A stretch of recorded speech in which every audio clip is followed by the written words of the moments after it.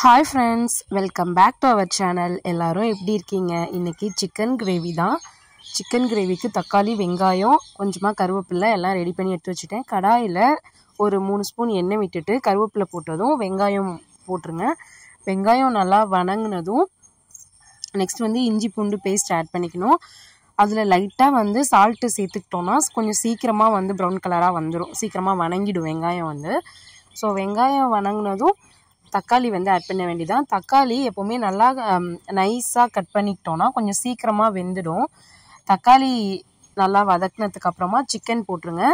Chicken போட்டு ஒரு 2 பெரட்டிட்டு தேவையான அளவு 2 ஸ்பூன் மிளகாய்த்தூள் ஆட் பண்ணியிருக்கேன். அப்புறம் கொஞ்சமா மஞ்சத்தூள் 1 ஸ்பூன், கரம் மசாலா தூள் கொஞ்சமா 1 ஸ்பூன் சேர்த்திருக்கேன்.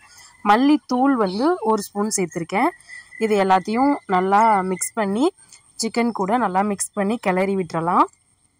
கொஞ்ச நேரம் மீடியம் ஃப்ளேமில் வச்சுக்கோங்க. கொஞ்ச நேரம் இந்த மசாலா கூட சிக்கன் வெந்ததுக்கு அப்புறமா தேங்காய் அரை மூடி எடுத்திருக்கேன். அந்த தேங்காய் கூட பெரிய ஜீரகம் மட்டும் போட்டு கிரைண்ட் பண்ணி அந்த பேஸ்ட்டை சிக்கன் கூட மிக்ஸ் பண்ணிடுங்க. சிக்கன் கூட நல்லா கிளறி மிக்ஸ் பண்ணி விட்டதும் தேவையான அளவு உப்பு பார்த்துக்கோங்க. உப்பு காரம் எல்லாம் உங்களுக்கு தேவைன்னா பார்த்துக்கங்க. அப்படி ஆட் பண்ணிக்கணும் அப்படின்னா இப்போ இந்த டைமில் உப்பு இல்லை காரம் எல்லாம் ஆட் பண்ணிக்கிட்டு நல்லா கிளறி விட்டுருங்க. ஃபைனலாக ஒரு 10 மினிட்ஸ் கொஞ்சம் தேவையான அளவு தண்ணி ஊற்றிக்கணும். தண்ணி ஊற்றிட்டு கொஞ்ச நேரம் நம்ம கொதிக்க விட்டுறலாம். நல்லா கொதிச்சதுக்கு அப்புறமா அந்த கடைசியாக கொத்தமல்லி தழை புதினா இருந்துச்சுன்னா அதை பிச்சு போட்டு அதை 2 கிளறி விட்டு இறக்கணும் அப்படின்னா நல்லா டேஸ்ட்டாக மணமாக இருக்கும். அந்த ஃபைனலாக சேர்க்கறது நல்ல ஒரு ஃப்ளேவர் கொடுக்கும்.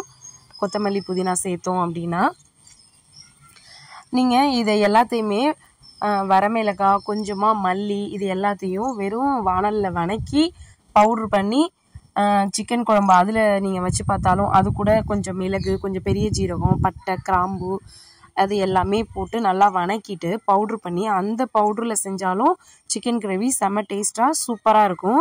நான் இன்னொரு டைம் அது மாதிரி செய்யும்போது கண்டிப்பாக நான் வீடியோ ஷேர் பண்ணுறேன். அந்த டேஸ்ட்டே தனி சூப்பராக நல்லாயிருக்கும். ஸோ நான் ரொம்ப தண்ணியாக வைக்கல, கொஞ்சம் கிரேவி பதமாக தான் வச்சுருக்கேன். கொஞ்சம் தண்ணியாக வைக்கிறதுனா நீங்கள் அதுக்கு தகுந்த மாதிரி கொஞ்சமாக தண்ணி ஆட் பண்ணிக்கணும், அவ்வளோதான்.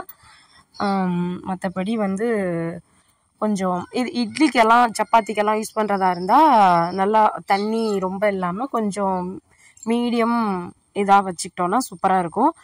ரத்த பொரியல் தான் பண்ணிக்கிட்டோம், ஆட்டு ரத்தம். கொஞ்சமாக இது ஆக்சுவலாக 1/2 கிலோ தான் சிக்கன் எடுத்திருந்தோம். 1/2 கிலோ சிக்கனுக்கு ஏற்றது தான் நான் செஞ்சுருந்தேன். சூப்பராக இருந்தது, நல்லா டேஸ்டியாக.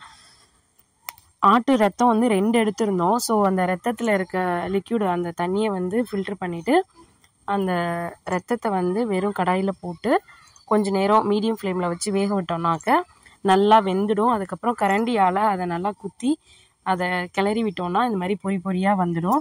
கொஞ்ச நேரம் நல்லா வேகிற வரைக்கும் அந்த உதிரியாக வர்ற வரைக்கும் நல்லா வேக வச்சு தனியாக எடுத்து வச்சுக்கிட்டு கடாயில் எண்ணெய் விட்டு கொஞ்சமாக சின்ன ஜீரகம், வெங்காயம், ஒரு பச்சை மிளகாயோ இல்லை பட்டை மிளகாயோ போட்டுக்கலாம், கருவேப்பிலை கொஞ்சம் போட்டு அதுக்கப்புறம் நம்ம வேக வச்சு எடுத்து வச்சுக்கிட்டு அந்த ஈரலை அது கூட சேர்த்து ஒரு கிளறிட்டு தேங்காய் துருவல் கொஞ்சமாக சேர்த்து ஒரு கிளறிட்டு இறக்கணுன்னா செம்ம டேஸ்ட்டாக சூப்பராக இருக்கும். இந்த வீடியோ பிடிச்சிருந்தா லைக் பண்ணுங்கள்.